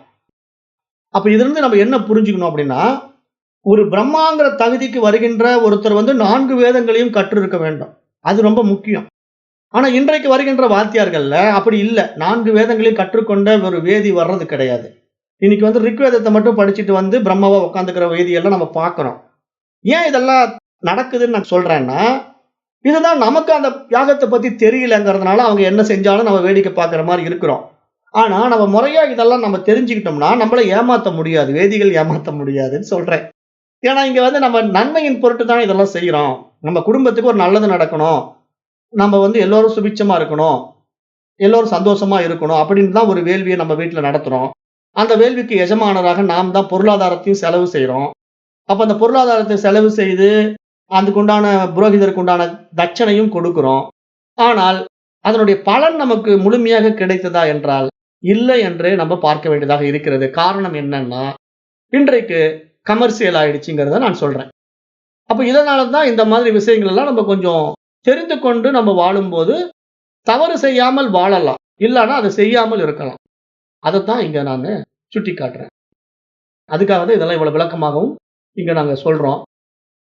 அப்ப இங்க இந்த அதர்வ வேதத்தை விடக்கூடாதுங்கிறத அந்த பிராமணம் சொல்வது போல, ஆபஸ்தம்பர்ங்கிற முதலிய தர்ம சாஸ்திரக்காரர்கள் கூட அதர்வ வேதத்தை விலக்கி பிரம்மாவின் காரியங்களையும் மந்திரங்களையும் மற்றவர்களே செய்யும்படி இடமளித்து விட்டார்கள் என்பதையும் நம்ம பார்க்கிறோம். ஏனென்றால் அதர்வ வேதத்தை ஒதுக்கக்கூடிய ஒரு சாரர் இருக்கிறாங்க. அவர்களுக்கு ஆபஸ்தம்பர்னு பேரு. அந்த காலத்திலேயே இதெல்லாம் கொஞ்சம் இடையில வந்துடுச்சு. அந்த ஆபஸ்தம்பர்ங்கிற ஒரு குரூப் என்ன பண்ணுதுன்னா, பிரம்மாவனுடைய அந்த காரியங்களை, மந்திரங்களை மற்றவர்களே செய்யலாம் என்றதுக்கு ஒரு இடம் அளித்து விட்டதினால் இன்று என்ன நடக்குதுன்னா, வாத்தியார்கள் இதை நாங்களே பிரம்மாவா இருந்து செய்கிறோம் என்று சொல்லிக் கொள்கிறார்கள். அதெல்லாம் நடைமுறையில் நம்ம பார்க்கிறோம். ஆனால் ஒட்டுமொத்தமாக அதர்வ வேதி வேண்டாம் என்று கூறப்படுவதில்லை என்பதையும் நாம் இங்கு புரிந்து கொள்ள வேண்டும். அப்ப அந்த மாதிரி இங்க பார்க்கும்போது இப்ப நம்ம இதை எப்படி பிரிச்சு கையாள போறோம் அப்படின்னா, இங்க வேத மந்திரங்கள்ல இப்ப பிரபாடகம் அப்படின்னு ஒரு பகுதி இருக்கு. பிரபாடகம்னா கிருஷ்ண யஜுர்வேதத்திலே ஒரு அங்கம். கிருஷ்ண யஜுர்வேதத்துல ஒரு பகுதிக்கு பேரு பிரபாடகம்னு பேரு. அந்த பிரபாடகம்ங்கிற ஒரு தைத்திரிய சம்ஹிதையில சத்தியம் பிரபத்தியே அப்படின்னு ஒரு ஹோத்தாவினுடைய மந்திரம் இருக்கு. தொடங்கும். ஹோத்தா ஒரு மந்திரத்தை சொல்ல ஆரம்பிக்கும் போது சத்தியம் பிரபத்தியேன்னு ஆரம்பிப்பாரு. அப்ப சத்தியம் பிரபத்தியேன்னு அவர் மந்திரத்தை ஆரம்பித்து இந்த மாதிரி மந்திரங்களை சொல்லிக்கிட்டே வரும்போது அந்த மந்திரத்துடைய உச்சாரணத்துல இசேத்வா அப்படின்னு ஒரு வார்த்தை நான் சொன்னேன் இல்லையா, இசேத்து பிளஸ் துவா அப்படிங்கிற ஒரு வார்த்தை வருது. அப்ப அங்க இசே என்ற எழுத்துல இசே அப்படின்னு முடியுது பாருங்க. அந்த கடைசி எழுத்து ஏங்கிறத தான் நாம பூர்வ ரூபம்னு எடுத்துக்கணும். நான் முதல்ல தொடங்கும் போது உங்களுக்கு ஒரு இன்ஸ்ட்ரக்ஷன் கொடுத்தேன், ஒரு இன்ட்ரோடக்ஷன் கொடுத்தேன். என்னன்னா, இங்க முதல் எழுத்து பூர்வ ரூபம், இரண்டாவது வார்த்தையினுடைய முதல் எழுத்து உத்தர ரூபம் அப்படின்னு சொன்னேன் இல்லையா. அப்ப உங்களுக்கு புரியாம இருந்தது இல்லையா. இப்ப எளிதா புரிஞ்சுக்கலாம். இப்ப எப்படி புரிஞ்சுக்கலாம்னா, இப்போ இசேத்துவா அப்படிங்கிற ஒரு மந்திர வார்த்தை இருக்கு. இப்ப இசேத்துவாங்கிற மந்திர வார்த்தைய ரெண்டா பிரிக்கிறோம். இசே பிளஸ் துவா அப்படின்னு ரெண்டா பிரிச்சோம்னா, அப்ப இசேங்கிற வார்த்தையினுடைய முடிவு எழுத்து எங்க முடியுது? ஏ அப்படிங்கிற இடத்துல முடியுதா? அப்ப இசேங்கிற இடத்துல ஏங்கிற வார்த்தைக்கு முக்கியத்துவம் கொடுத்து அதை பூர்வ ரூபமா வச்சுக்கணும். அப்புறம் துவான் வருது இல்லையா, அந்த துவாங்கிற இடத்துல இத்துங்கிற எழுத்து தானே அதுல தொடங்குது. அதுதானே உத்தர ரூபம். இரண்டாவது வார்த்தையினுடைய அந்த எழுத்துக்கு உத்தர ரூபம். அப்போ இங்க ஏவுக்கும் இத்துக்கும் இடையில ஒரு இடைவெளி இருக்கு பாருங்க. அந்த இடைவெளியை சந்தி என்று சொல்கிறோம். அந்த இடைவெளிக்கு பேரு சந்தி. அப்போ இசேத்துவான்னு ஒரு வார்த்தை சொல்றோம் அப்படின்னா, அந்த இசேத்துவான்னு வார்த்தை சொல்லும் போதே இடையில ஒரு சந்தி வந்துடும், ஒரு இடைவெளி வந்துடும். இப்ப அந்த இடைவெளியை என்ன பண்ணுதுன்னா, இந்த ஏவும் இத்தும் ரெண்டாக இணைக்கிற ஒரு நிலை நடக்கும் இல்லையா. இசேத்துவா அப்படிங்கிற வார்த்தையை நம்ம இணைக்குவதற்கு பேரு சந்தானம்னு பேரு. அப்ப அதுக்கு சந்தானம். இப்ப நம்ம கேட்டோம் இல்லையா, போன தடவை படிக்கும்போது சந்தானம் எதுக்குங்கன்னா, இரண்டு எழுத்துக்களை இணைப்பதுதான் சந்தானம். அந்த சந்தானம் எந்த இடத்துல நம்ம பயன்படுத்தணும், அங்க சமம் எதற்காக பயன்படுத்தணும், மாத்திரை எந்த இடத்துல பயன்படுத்தணும் அப்படின்னு நம்ம நேற்றைய பாடத்துல படிக்கும்போது அந்த ஏற்ற இறக்கங்கள் எந்த அளவுக்கு நெடில் பயன்படுத்தணும், எந்த அளவுக்கு குறில் பயன்படுத்தணும் அப்படிங்கிற அந்த மந்திரங்களுடைய உச்சாரணத்துல வரும்பாரி அந்த மந்திரங்களை இணைக்கக்கூடிய அந்த இணைப்புக்கு பெயர் சந்தானம் என்று பார்த்தது போல, இங்கு இசேத்துவா அப்படிங்கிற வார்த்தையை இணைப்பதற்கு சந்தானம் என்ற பெயரும் இங்கு நடைமுறையில் இருப்பதை நம்ம பார்க்கிறோம். அப்ப எதற்காக இப்ப இதை நம்ம செய்யறோம்? இதுதான் உபாசனான்னு பேர். உபாசனான்னா இப்ப நீங்க ஒரு மந்திரத்தை உபாசிக்கணும். அப்ப அந்த மந்திர உபாசனையுடைய நோக்கம் என்ன அப்படின்னு பாத்தீங்கன்னா, இப்ப பொதுவா மந்திர உபாசனையுடைய நோக்கம் என்ன? ஒருமுகப்பாடாதான் இருக்கணும். மனசு ஒரு நிலைப்பட்டு ஒரு இடத்துல குவிக்கப்படணும். ஆனா எடுத்த உடனே மனசு ஒரு இடத்துல குவிஞ்சிடுமான்னா முடியாது. இப்ப மனசு ஒரு புள்ளியில உங்களால குவிக்க வைக்க முடியுமான்னா எப்படி முடியும்? பெரும்பாலானவங்க மனசு எங்க தெரியுமா இருக்கு? இந்த வினாடியில அமெரிக்கா போயிடுது, அடுத்த வினாடியில இந்தோனேசியா போயிடுது. இன்னும் கொஞ்ச நேரத்துல என்ன படுதுன்னா, இந்த உலக உருண்டையே தாண்டி விண்வெளிக்கே போயிடுது. விண்வெளிக்கே போய் செவ்வாய் கிரகம் எப்படி இருக்கும், சிகப்பா இருக்குமா பச்சையா இருக்குமாங்கிற ஆராய்ச்சிக்கெல்லாம் போயிடுது. அப்ப பெரும்பாலும் நம்முடைய மனசு என்ன பண்ணுதுன்னா, ஒரு நிலையில இல்ல, ஒரு புள்ளியிலேயே இல்ல, அப்படியே விரியுது. இந்த உலகம் பிரம்மாண்டமா விரியுதோ இல்லையோ, இந்த மனசு பிரம்மாண்டமா விரியுது. அப்ப இதனுடைய விரிவுக்கு ஒரு எல்லை இருக்கான்னா எல்லையே இல்ல. அப்ப இந்த மனதனுடைய விரிவு இப்படி விரிஞ்சுக்கிட்டே போனா நீங்க எப்ப அந்த அறிவை பிடிக்க முடியும்? என்றைக்கும் முடியாது. அதனால ஞானிகள் என்ன சொல்றாங்கன்னா, இந்த மனதை விரிவுபடுத்தாம இந்த மனதை ஒரு புள்ளியில குவிச்சிங்கன்னா மனம் ஒடுங்குது இல்லையா. அந்த மனம் ஒடுக்கம்ங்கிறது என்னன்னா, அந்த மனம் தன்னை ஒடுக்கி தன்னுடைய உண்மை நிலையாகிய அறிவு நிலைக்கு உயர்கின்றது என்று அங்க புரிந்து கொள்ளணும். ஏங்க மன ஒடுக்கம் மனதை இல்லாம பண்றேன் அப்படிங்கறது எப்படி மகான்கள் சுட்டி காட்டுறாங்கன்னா, அந்த அலைப்பாய்ந்து கொண்டிருக்கிற மனம், அங்கும் இங்கும் விருந்து கொண்டிருக்கின்ற மனம் ஒரு இடத்துல குவிஞ்சு அது ஒரு புள்ளியாக குவியும் போது, அதனுடைய மூலத்துக்கு திரும்பும் போதுதான் அது தன்னுடைய சொரூபத்தை உணர்கின்றது, தன்னுடைய சுயத்தை அனுபவம் ஆக்குகின்றதுங்கிற ஒரு ஆழமான உண்மையை தான் இந்த வேத மந்திரங்கள் எல்லாம் பேசுது. அதுக்கு தான் இந்த உபாசனா காண்டம். அப்ப இந்த உபாசனா காண்டத்துல இப்ப நம்ம உண்மையிலேயே என்ன பண்றோம்னா, நம்முடைய சராசரி வாழ்க்கையை நீங்க கவனிச்சு பாருங்க. யாருடைய மனசு ஒரு நிமிஷம் சும்மா இருக்காது. ஒரு கண நேரம் கூட ஒரு புள்ளியில குவியாது. அடுத்தடுத்த வினாடி ஆயிரம் ஆயிரம் எண்ணங்கள் வெளிப்பட்டுக்கிட்டே இருக்கும்.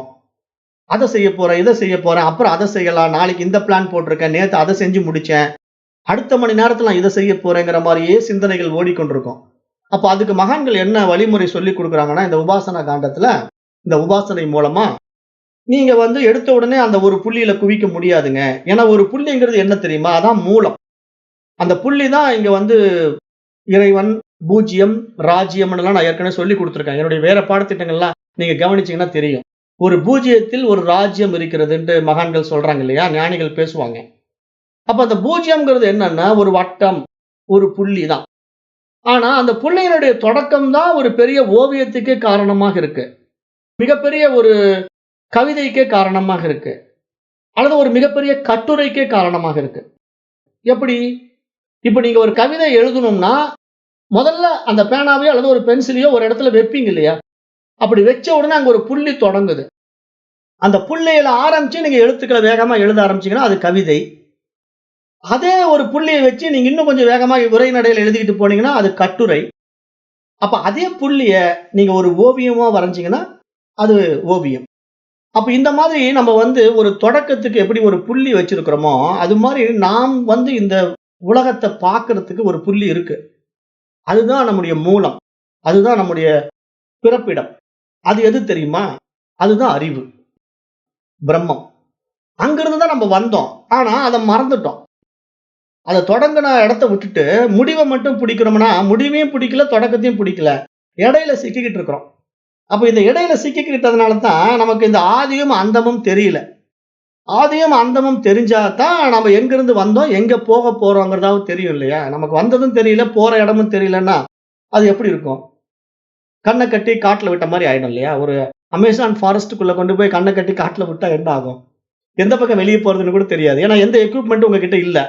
இப்ப உங்ககிட்ட திசை காட்டும் கருவி ஏதாவது இருந்தா கூட, சரி இந்த பக்கம் கிழக்குன்னு காட்டுது போய் பார்க்கலாம். அந்த பக்கம் மேற்குன்னு காட்டுது போய் பார்க்கலாம்னா கூட, உண்மையிலேயே நீங்க கிழக்கு பக்கம் போனா ஊர் வருமா? அல்லது மேற்கு பக்கம் போனா ஒரு நாடு வருமான்னு எப்படி தெரியும்? ஒரு காட்டுக்குள்ள மாட்டிக்கிட்ட மாரி தான் நம்முடைய வாழ்க்கை இருக்கு. நம்ம வாழ்க்கை எப்படி இருக்குன்னா, ஒண்ணுமே புரியல. வந்துட்டோம். என்னமோ செஞ்சுகிட்டு இருக்கிறோம். எப்படியோ போய்க்கிட்டு இருக்கிறோம். யார் என்ன சொன்னாலும் கேட்டுக்கிறோம். அத கொஞ்சம் நடைமுறைப்படுத்துறோம். இப்படிதான் ஓடிக்கிட்டு இருக்கு. ஆனா உண்மையா என்ன? வேதம் சொல்றத கேட்க மாட்டோம். ஏன்னா இங்க வேதம் என்ன சொல்லுது? எதிலிருந்து நீ வந்த? நீ எங்க போக போற? அந்த ஆதியையும், அந்தத்தையும் காட்டிக் குடுக்கிறது தான் வேதம். ஆனா அந்த ஆதியும், அந்தத்தையும் நம்ம தெரிஞ்சுக்க தயாரா இல்லாதனால தான் இவ்வளவு கஷ்டம். அப்ப இங்க அந்த புள்ளி, தொடக்க புள்ளிய நம்ம பிடிக்கணும்னா, இந்த மனசு எடுத்த உடனே அந்த புள்ளியில குவியாது. அதனால இந்த மனத முதல்ல என்ன பண்ணணும்னா, ஒரு மந்திரத்திலயோ, ஏதேனும் ஒரு உருவத்திலயோ உபாசனா பண்ணணும். உபாசனை பண்ணா அதுக்கு என்ன அர்த்தம்னா, ஒரு வட்டத்துக்குள்ள முதல்ல நீங்க வரீங்க.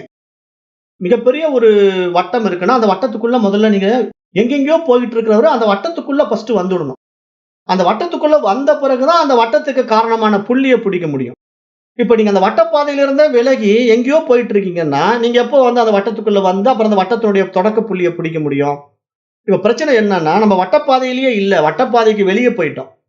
அப்ப வட்டப்பாதையினுடைய வெளிய போய் தான் நம்ம அலைபாய்ந்து கொண்டிருக்கிறோம், அல்லல் பட்டுக் கொண்டிருக்கிறோம். ஆதியும், அந்தத்தையும் அறிய முடியாமல் இருக்கிறோம்ன்ற ஒரு ஆழமான உண்மையை இங்க சாஸ்திரம் நமக்கு சுட்டிக்காட்டி, உண்மையில் நீ அந்த ஆதியை உணர்ந்து கொள்ள வேண்டும், அந்த மூல புள்ளியை பிடிக்க வேண்டுமானால், முதலில் அந்த புள்ளி வைக்கப்பட்ட வட்டப்பாதைக்குள் வா. அந்த வட்டைப்பாதைக்குள் பயணம் பண்ணு அப்படின்னு சொல்லுது.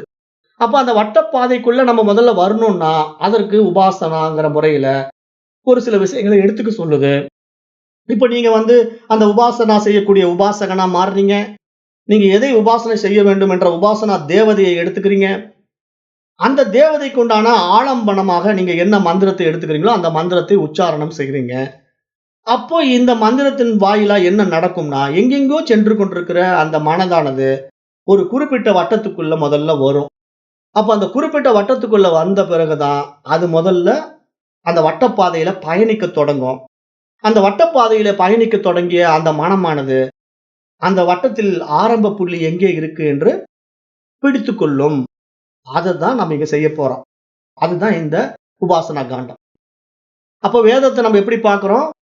கர்ம காண்டம், உபாசனா காண்டம், ஞான காண்டம். 3 வழிகள்ல நம்ம வேதத்தை பார்க்கிறோம்.